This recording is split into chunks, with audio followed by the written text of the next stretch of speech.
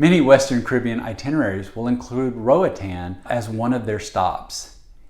And Roatan has two main port areas, Cox and Hull and Mahogany Bay.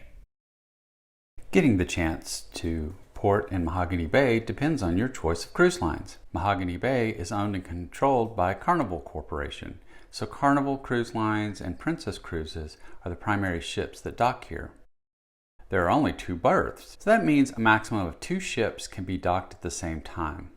This is great for avoiding overcrowding, and it allows cruise guests plenty of space to enjoy their port day.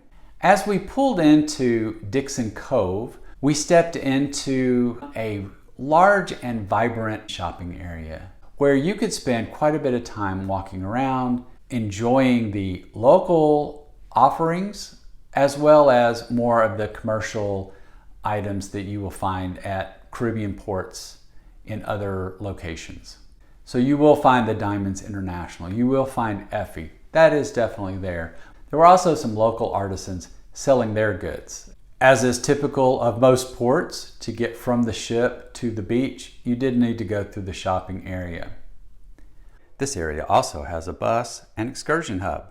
So if you've signed up for an excursion, such as zip lining, one of my favorites, this is where you'll find your guide. You had 2 options to get to the beach. There was a walking path that was complimentary, but our family, we opted for a chairlift. Very similar to what you might see in a ski resort, this chairlift would take you from the shopping area high above the trees with a spectacular view of the cruise ship, the port area, the sand, and the sea. As we enjoyed watching those walking to the beach and coming up to the sand ourselves, we had a nice gentle drop off and stepped out onto the sand. In the beach area, there is a boardwalk that is available for you to use, as well as kicking off your sandals and getting into the sand right away. This beach is very well kept with lots of lounge chairs. Within the beach area itself, the chairs were complimentary, where you could pay a fee for a cabana and have a more private, secluded area while you were there at the beach. The water was absolutely beautiful and the perfect temperature for a dip. In addition, there is a boardwalk that goes all along the coast behind those beach chairs, which you could use to find facilities for men's and ladies' restrooms. There were restaurants and bars, as well as a few areas for games and a water activities rental area for boards, boats, kayaks. We decided to enjoy the day at the beach. We found a few chairs that hadn't been claimed. I will note that while we were there, it was possible to always find a beach chair. I was very impressed with the layout and the availability of this beautiful beach.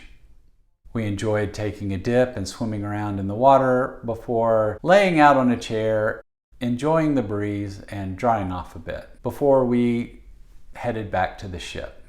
It was a great day to just kick the feet up, enjoy the Caribbean sun and sea, and relax at the sound of the ocean as it lapped the shore. While there were staff available to help if you had questions or wanted to eat or drink something, we never felt pressured to make a purchase. We could just relax and enjoy our time on the beach.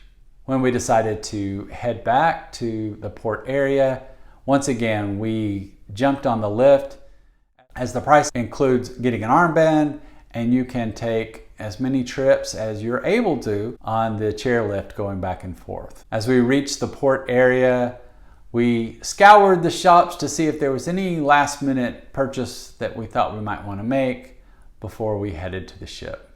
So if you find Mahogany Bay on your itinerary, get your sandals and your beach towel ready to unwind, relax, and enjoy the sun, sand, and sea.